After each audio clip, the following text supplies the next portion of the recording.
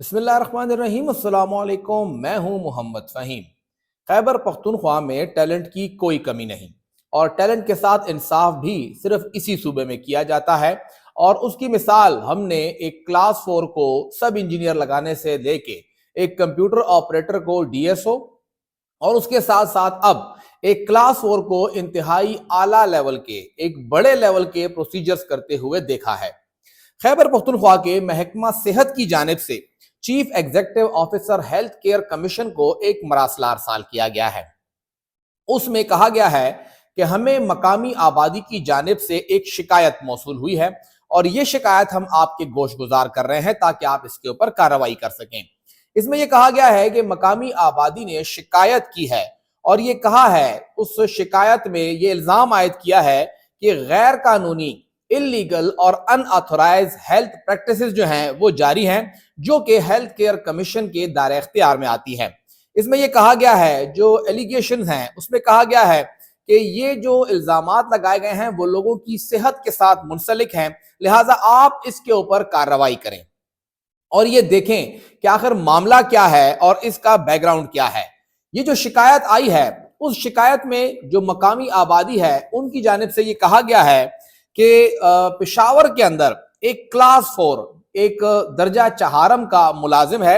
اور وہ ایک سرکاری ہسپتال میں کام کرتا ہے،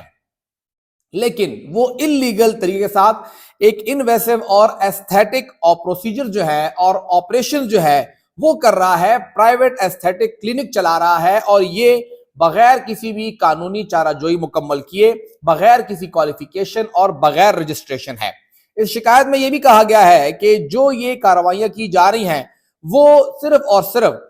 جو رجسٹرڈ اور لیگل طریقے سے جو کہ میڈیکل پریکٹیشنرز ہیں صرف وہی یہ کر سکتے ہیں، عام بندہ یہ نہیں کر سکتا، اور یہ پرائیویٹ جو ایستھیٹک کلینک چلائے جا رہے ہیں وہ ایک وائلیشن ہے ہیلتھ کیئر کمیشن کے قوانین اور قواعد و ضوابط کی۔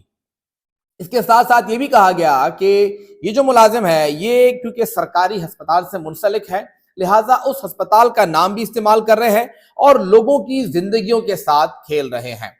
یہ جو سرکاری ملازم ہے، یہ معاملہ صرف 1 بجے تک نہیں ہے، اس بارے میں کہا گیا ہے، جو ڈی ایچ او آفس ہے ان کا کہنا ہے کہ ان صاحب کو پشاور ہی کے ایک ہسپتال میں تعینات کیا گیا ہے۔ کلاس 4 کے یہ اردلی ہیں، اور ان ہسپتال کے جو ایم ایس ہیں انہوں نے کوئی 3 مہینے پہلے ایک خط لکھا تھا ڈی ایچ او کو کہ یہ صاحب تو دفتر آتے ہی نہیں ہیں، اور جب سے میں نے چارج سنبھالا ہے میں نے انہیں دیکھا ہی نہیں ہے۔